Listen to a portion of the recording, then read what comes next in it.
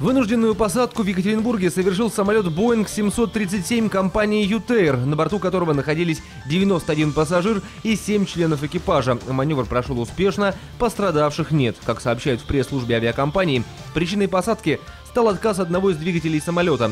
По показаниям приборов была обнаружена неустойчивая работа двигателя. Для выяснения причин была произведена посадка в аэропорту Кольцово, уточнил представитель пресс-службы. Сейчас работает комиссия по выяснению технических причин, по которым сел самолет у нас в аэропорту. Пассажиры отправлены в Москву на резервном самолете, и они отправлены были в 12:45 по местному времени.